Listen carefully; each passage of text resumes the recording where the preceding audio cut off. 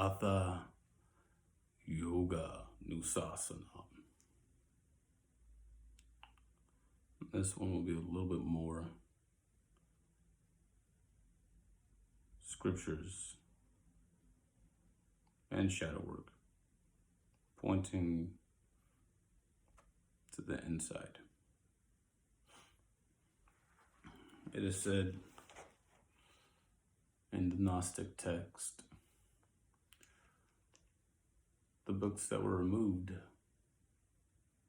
from the mainstream Christian religion.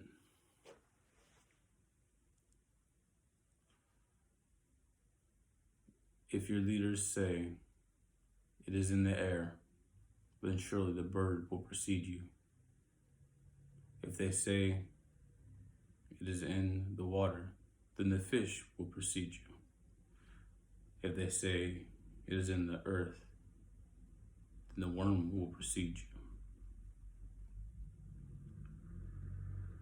That is one of Jesus' parables on where the kingdom of heaven is. From, I believe, either it's his Gospel of Philip or Gospel of Thomas.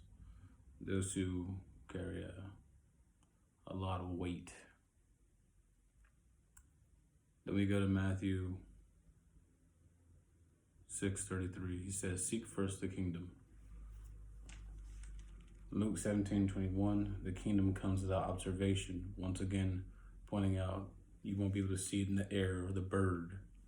You won't be able to see it in the water or the fish or the earth for the creeping thing and beast.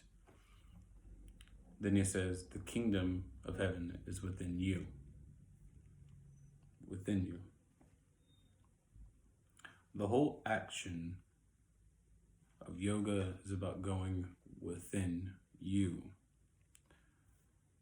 Inside of that, there are many spaces and areas that you can go into within yourself.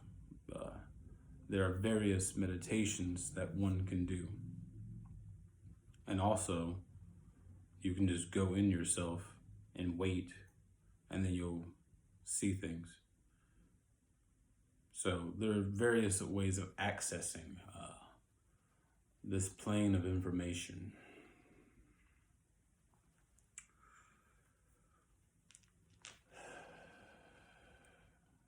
Shadow work. We are all but thoughts upon the field. Shadows. We know that inside of the world, photons are coming in my eyes right now. It's hitting the back of it. It transfers into electrical signals, and it's going into my visual cortex in my brain. And that is why I'm seeing things outside of me right now. But truly, even that is happening within me, inside of the darkness. There's also an eye in the center of our head. It has cones and rods on it, and it's wired into our visual cortex. And it, being in darkness, still sees things. It is the single eye, because it is in darkness. So when your eye be single, not dual, you should be filled with light. What is light? Light is what allows us to see. Boom. He's talking about turning on the inner temple. Inside of Revelations, is revealed there are 7 candlesticks. The 7 candlesticks are the 7 churches. Well, inside yoga, the chakras, the energy wheels, they're the 7 wheels, the 7 lights, the 7 candlesticks. They are the inner temples, the churches. And if you're like, oh no, that's not what that means. Acts 17, 23 and 24 kind of clarifies that, saying that the Lord that made the heaven and the earth and all things therein, dwells not in temples made with hands. And 25 says he doesn't require anything from you, no sacrifices, not that you could give him anything, seeing that he made everything. So that also means that you wouldn't tithe either, because it made all things. There is nothing you can give it. It made money. It doesn't need your money. The people in the world need your money, but it doesn't need your money. So it's a very individual path for one to get back to these things.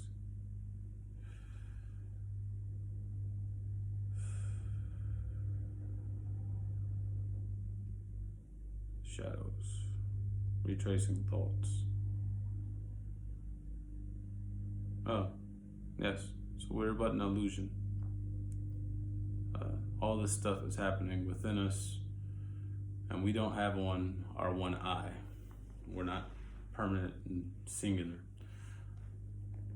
At the same time, we haven't learned to organize our minds yet and put ourselves together inside of a proper manner. For that, we are told legends of characters for us to learn lessons from. That's what the childhood should be. Learning lessons from the characters within history, the lore. That's what we used to do before we got into this whole money thing, owning things. We would pass on the lore so that the children would know how to build their character. That is the most important thing that you have, is your individual character. The way that you show yourself to the world is your character. And when you work on yourself and refine yourself, you become of a better character. You become more understanding. You become a little bit more humble. You start learning many great things, and yet at the same time, you're like, no, I just did this. I learned this. I was doing that so that I can, grow, do things. It's about having the journey. This was my journey.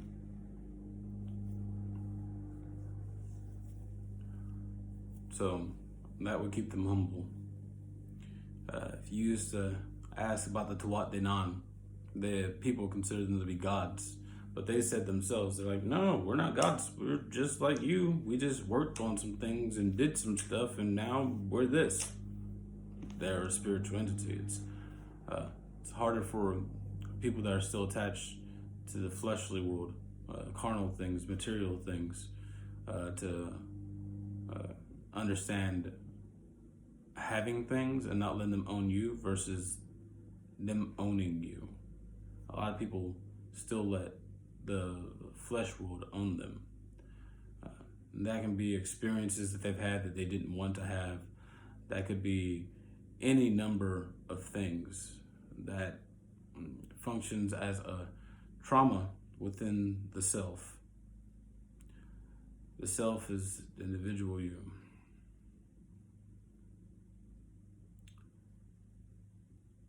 So it's through these complicated mind filter perception things that we build upon ourselves and that we maintain, that we lose our connection with the greater experience, the creation, what one might call, I don't know, God. I call it the infinite creator. That's the thing outside of the creation. In Hinduism, they call it Shiva. It means he who is not, because he did not give his name for him to even call anybody. So the being who taught yoga didn't even give his name. He just taught the yoga, and then he left. He lives underneath Mount Kailash. And you know what? I wouldn't be surprised with there might be some deep secret method to a temple area down there, and the dude's still just sitting there, meditating, immortal, control of his body completely. With what I've learned now, and the way that the world can function, there's definitely a lot more going on here on this planet than we explain. But for that, you have to have the lore. So I'm definitely going to be going over lore too. Lore is such a great thing. It really starts to put things into perspective once you have lore. Yeah, all pieces must go together. It is a whole system. We have this thing as humans where we like to put things into boxes, and the boxes makes things nice and easy, and you put the boxes up and you push the things away, and you come back to it when you want to come back to it, but you never come back to it and examine it. And we just separate all these things because they're different categories. They don't go together, but they do, because it's all life. And life flows together and operates in different ways. There are cells right now inside this body that are repairing this body, that are taking other proteins and things out. They're doing all kinds of machinations that I do not control myself. It's machinery, biomachinery. The same way as the sky outside, the atmospheric pressure is shifting around and moving, changing.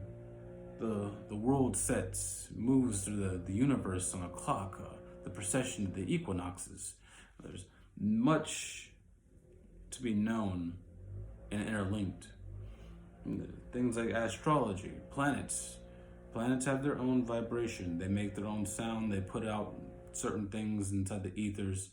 These vibrations that are out inside the ethers, whenever a person is born into this world, they kind of tint them with a blueprint or archetype of ways to be or inner meanings. It's kind of pressed upon them. And whether you believe it or not, that's just the energy form of what's happening. So the stars do make an impression upon yourself. And of course, you can override slightly the stars once you have knowledge, or if you use wrong thought and force yourself down this other rabbit hole that's not your natural qualities. So the whole astrology thing is definitely a thing that can happen, but if you don't have the understanding of the unified field theory and of vibration, things unseen, you will not be able to appropriately gauge the information. So, this is found within all of the sacred scriptures, and the legends and the lore and the parables and the riddles and the language, the words used, the etymology, all of it. Everything must be sorted as humans do, but it must be sorted properly. And at the same time, they must face themselves. Strip away the things that you are not. Understand the objective experience of what life is, not necessarily the outer perceptions as they've been given to you.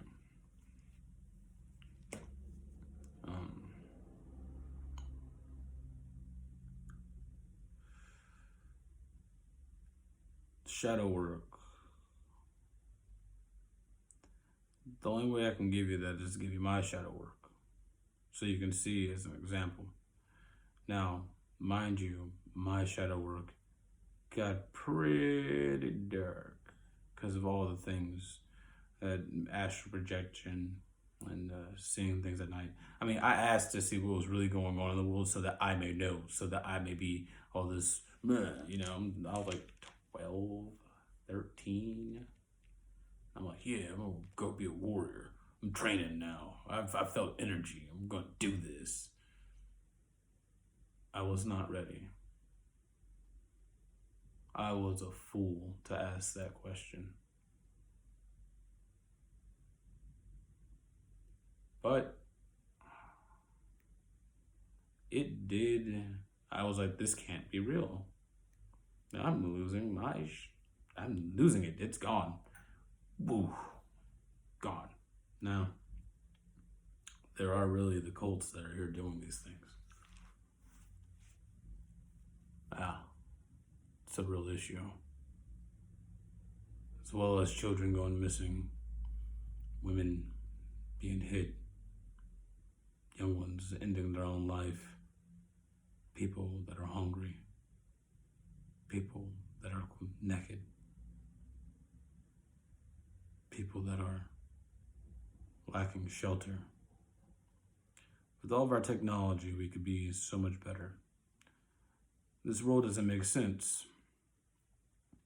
So a lot of people feel depression. A lot of people feel something's wrong with them. There's something wrong with the world. You're just struggling to make it through inside of this state.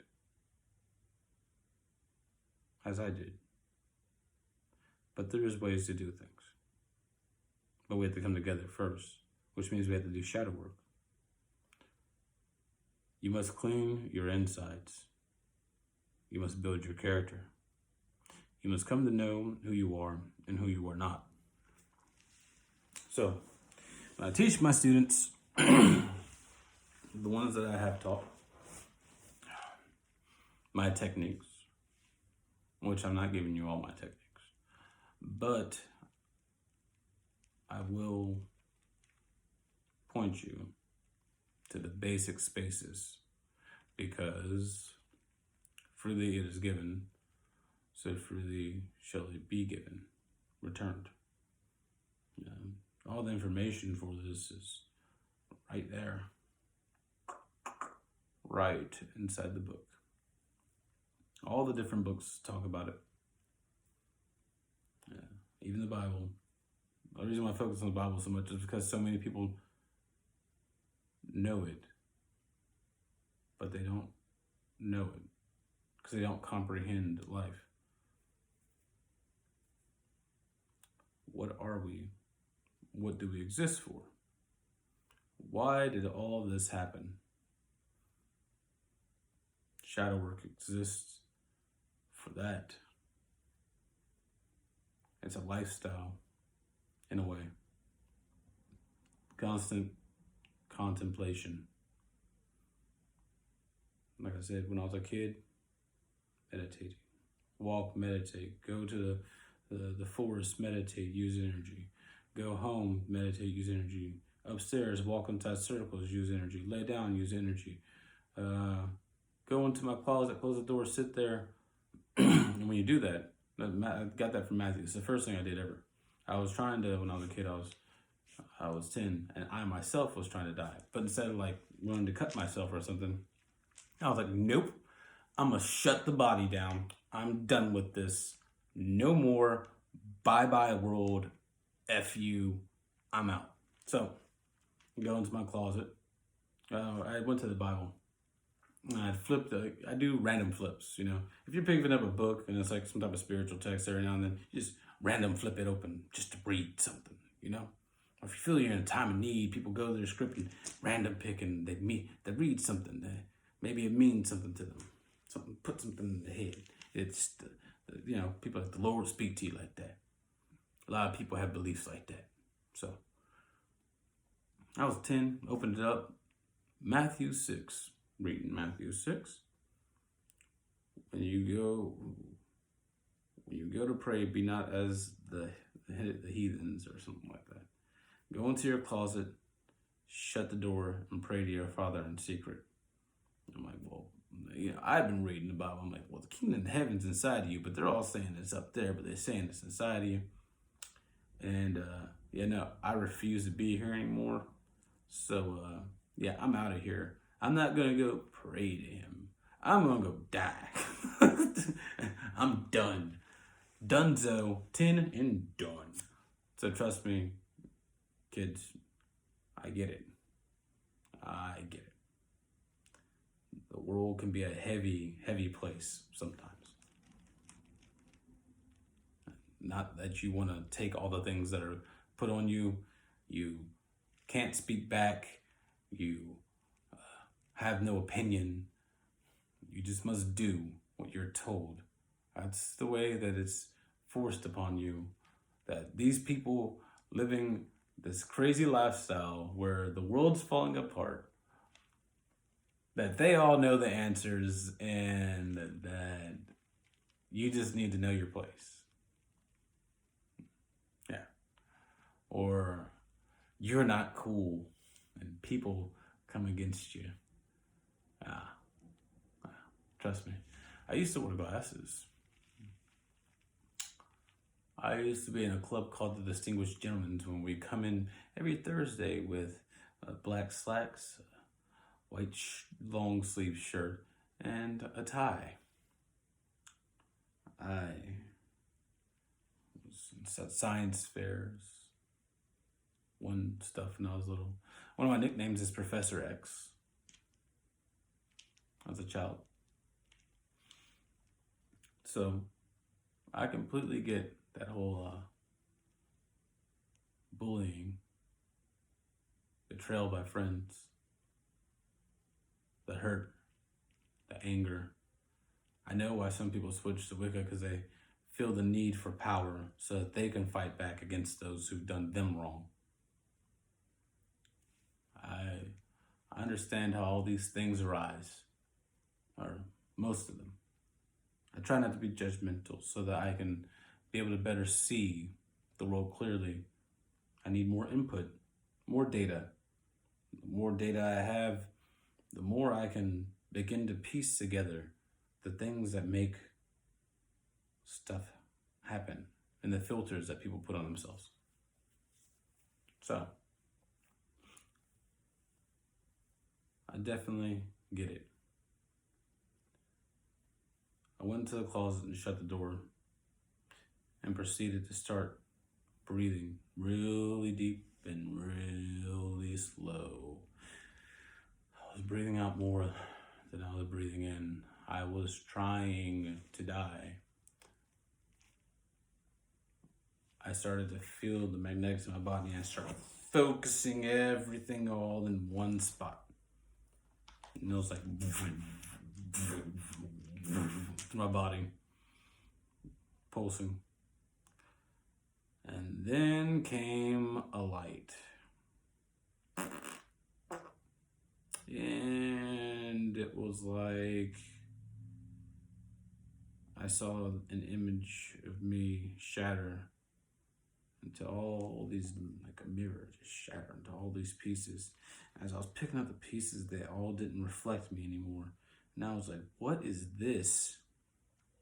This is literally what was happening. I was trying to die. Then the light, then I was going in, and then the mirror shattered. And I was picking up some war paints and all these different pieces that didn't look like me, yet I felt were me, were there. And I was like, what is this? And then I wake up. I didn't die. I went to the point of, I woke up the next morning in my closet.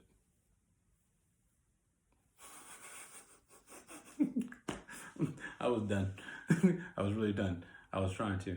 And I think that's what started my the quest for what is going on. What is God? What is really happening here? Who am I? I had these dreams that reoccurred when I was younger of a woman. And the woman is my partner. And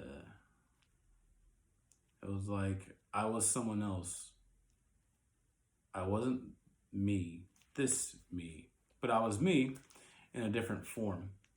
And me and her had been together for a very long time. Energy does not get destroyed. And we were more so energy beings.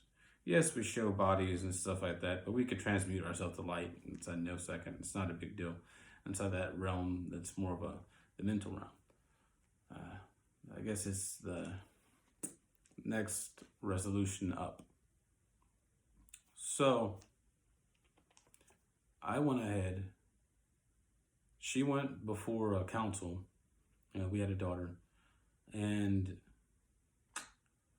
inside the daughter, saw the council. They said there's a group of beings going through a period of trial, and that they would need help. So I'm like, these are like dream things. It's like, this is a fantasy movie. This is weird, right? I'm questioning it my damn self. I'm like, this is weird. Not real. But still, I had a strong emotional attachment to her. She had come back and she said that we got tasked to go there to a place I was going to wake up. That I was going to need help with people from beings like us, that we would be incarnating and doing a favor. So she left. I stayed and raised our daughter. I don't know how many times she's incarnated here on this planet or not. Time is very different on that level, that layer. I assumed that she would be back, but my daughter reached maturity before she got back of what she needed to know. And then she told me I should go to Mother, and then I left. Now, transferring between levels is a very tricky thing.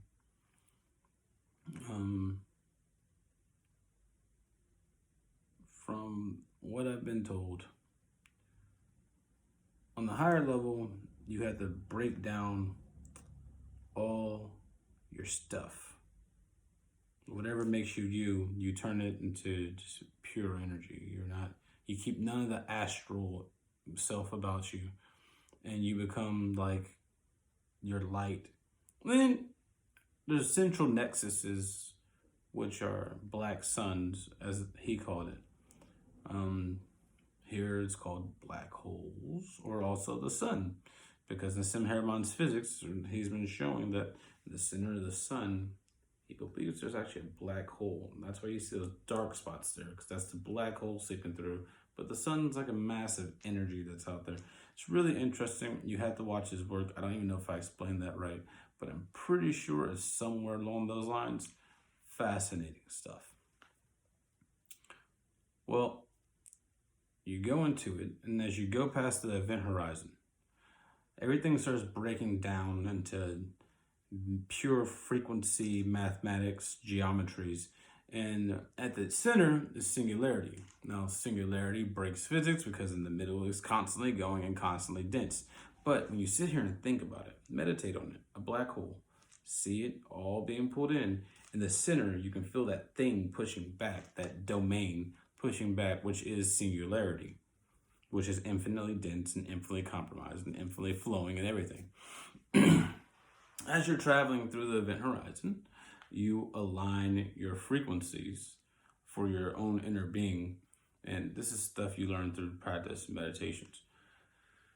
And you go and you hit the singularity. When you hit it, everything flips and then you're outside. And you're in your energy form there. There's still councils and stuff on that level inside that location. You go check in, you get clearance, you get your body. That's pretty much, I guess, the whole starseed experience, if you're one of those. It's something similar. We all got similar messages, and we were all like, yeah, let's go do it. Hi-ho. So, yeah.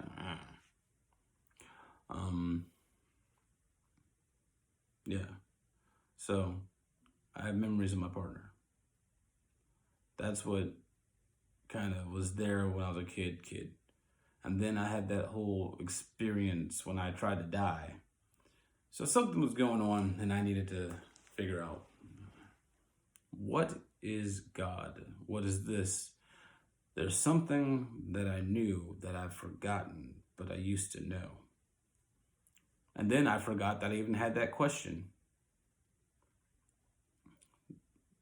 So it took a while. But through it all, I went on my own adventures. And the only thing you can do is learn. The only thing you truly matters is you grow. You're going to have a lot of things that come against you. You're going to have to deal with it one way or another.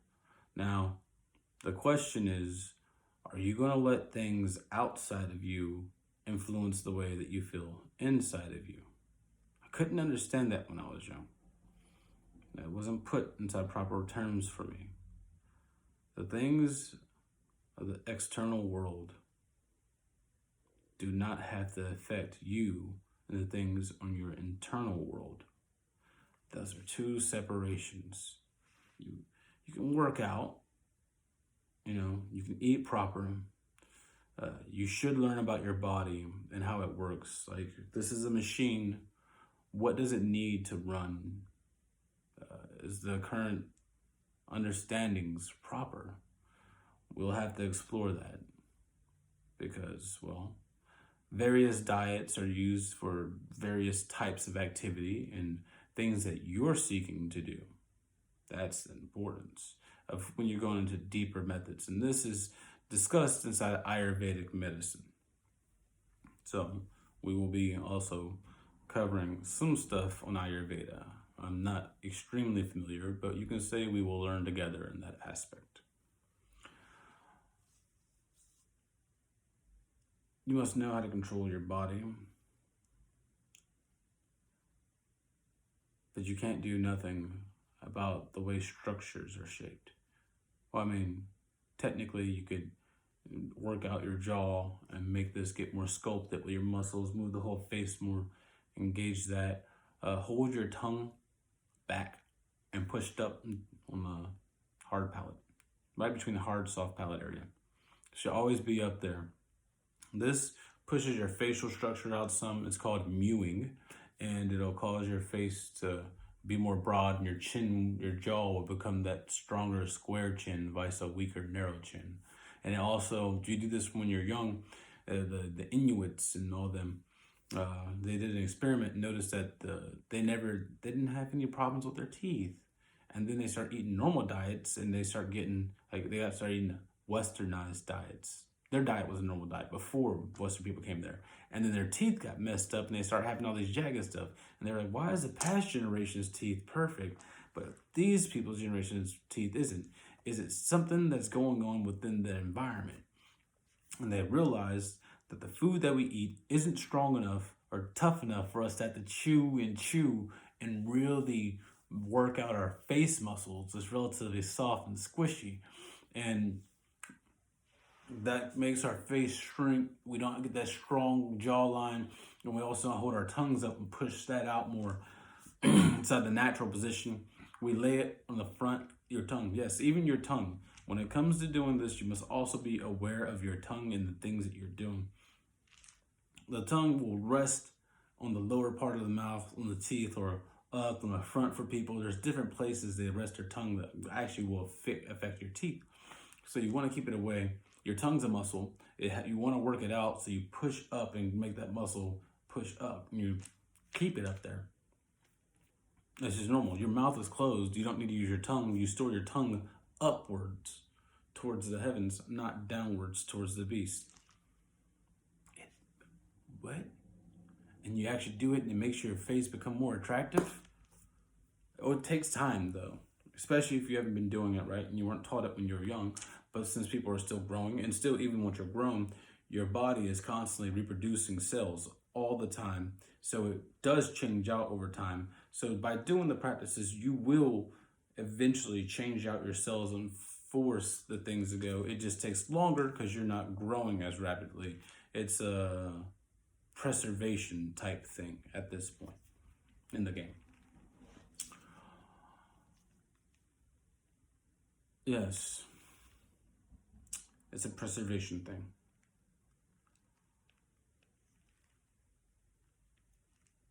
So once you start to learn, see, I got way into that. I lose my thoughts sometimes too, guys. I'm a real person.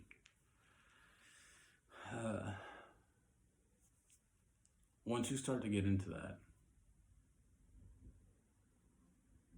the inner self, the temple, yeah, that's why I call it the asylum. It's my inner sanctuary. An asylum is a sanctuary, and inside of there, you can do. If you're in a sanctuary, you're safe. And there's no safer place for you to do things inside of yourself for now. But I mean, they're kind of learning how to tap into the the frequencies coming out of our brains, and who knows, they might be able to pick up pictures and stuff here soon. If they can project in, like link it into our brain and the neural link and make it work together, then with our have a HUD. And, very dangerous technologies that humans are playing with now. Very dangerous. So there's things to be discussed, and things about the spirit to be understood before we go around and really do end up creating a Matrix movie, but with real life and AI. Nothing goes inside the body that alters your perception that way. I mean, if you're altering your perception, you can do that through drugs, you can do that through coffee, you can do that through sugar, you can do that through alcohol. There's all these ways that people poison themselves, which causes an alteration inside of their perception and how they interact with the world around them. But that's them losing themselves inside the thing instead of learning how to be present and ever aware, no matter what state one is in. There should be no excuse for you to be drunk and for you to go onto a woman. Why? Because you are always you. You are the person that's driving the body. Why would you go so far to get so messed up to where you don't even control your own actions and a beast within you takes over? Humanity is supposed to be the pinnacle of things, of beings, but yet they still act like animals. It's messed up, but it's a proof to you that humans are not on top for those who think they're so great. And one could not work and actually earn a thing. They thought that they could actually take something. Much better is it for the person to give themselves to you than for you to go and take from them. Because much better is the understanding that arises between the two. It can be very interesting. That's also why I didn't have sex. Sex is sacred. I lost the sacredness for it for a while though. I did go off and do, well, it was still sacred, but it was, yeah. we ain't gonna talk about that yet. I'm done. We can pull together in so many ways. Once we have this shadow work thing figured out. So, I'll definitely share my story, but I'm pretty sure what I had turned on was my pineal gland that day. And that's when my journey began. I died many times in that journey. The person I thought I was. You constantly keep on changing, so you can't hold yourself to who you used to be. Character is built by actions over time.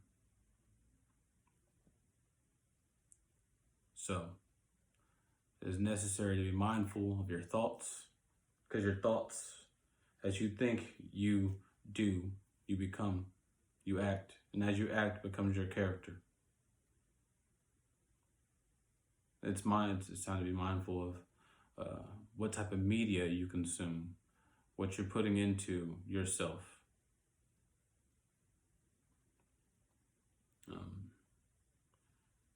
What are you really looking to get out of everything? Me, when I asked my question, I was trying to go back to the Father and die. And I got put on this whole other thing.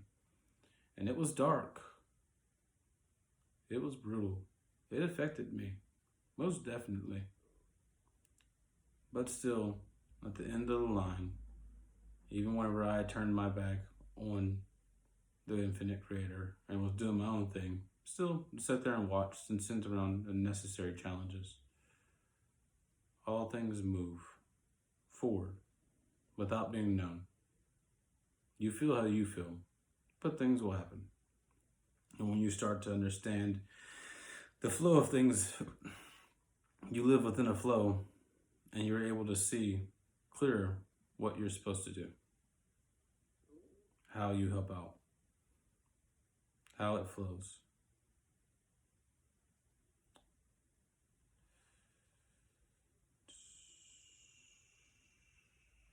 Yes, I think that this is about good enough for this video. It's the shadow work and how I activated my pineal gland, the start of it, the explanation. It will get deeper. We will work on more things. I will show you more of myself.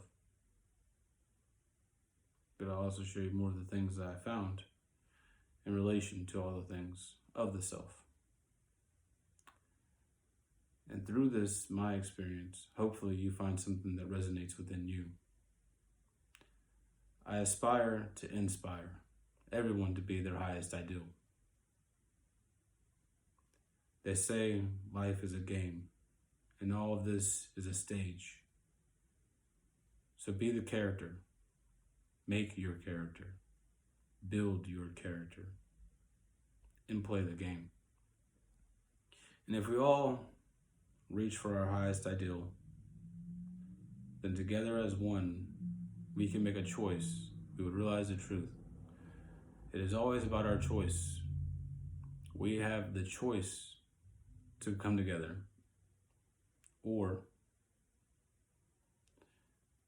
we will continue to live on the outside, separated by color, race, nation, the vital thinking, internal being that we are. That if we all came together within that aspect, we could build a great, tremendous amount of things.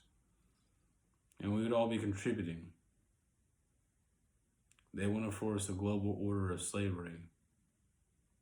I want a renaissance inside the mindset, and for us to build into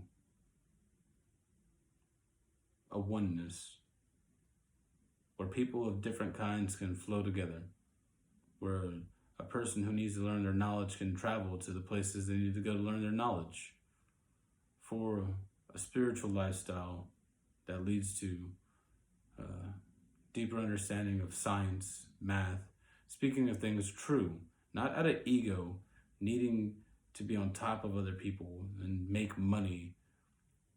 No, not out of ego, but truth is truth. And we all seek the truth to find the truth. And if something that we're doing is not healthy for us, we can change what we're doing. We should have our own individual autonomy because we all have our own individual self, practice, body. We have our own experience that we need to have. Pretty simple. So once we start to realize that inside of each other, and we start to read through our vast amount of ancient knowledge, which I will be sharing more with so we can explain. And also I'll go into more of the things that I see and more of the things that I've said. And I'll share more of my writings that I've kept locked away. And I believe that if all things come together properly, you'll understand shadow work and also be able to do shadow work. You'll understand so much more as well. We all will. And we will see the kinship amongst us. The kinship of man, of being. Yes. And you must remember, we are the vital thinking thing inside the body. We are not this body. Man is the thinking thing within the body. So if the body has an insectoid-like thing that stands upright and looks at us, it's a thinking thing. And if the body is a reptile person, they have two hearts. The Native Americans talk about them. Cherokee. The two hearts are reptiles, man, fishmen, like inside of Aquaman, for example, the Atlanteans, the fish people. You know, the Dogons say that they were saved by fish people. inside their legends that had spaceships. Right? Interesting. Man is a thinking thing within ourselves. And on a planet teeming with life, of bird and fern and tree and all types of things, if this one planet has such a richness in life and diversity, and obviously the infinite creator creates, and diversity, but held together by a Fibonacci sequence and pi, or whatever rules that establish that realm that it is creating one, that diversity is what adds the flavor of life. So why would anyone not think that there's life on other worlds far away from here? Scientists are looking still as if it's a question. We already know internally, if you're being honest with yourself. Well, Priest of Ashes signing out from this time.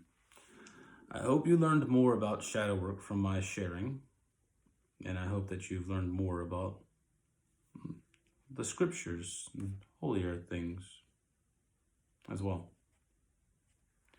You all have a wonderful evening.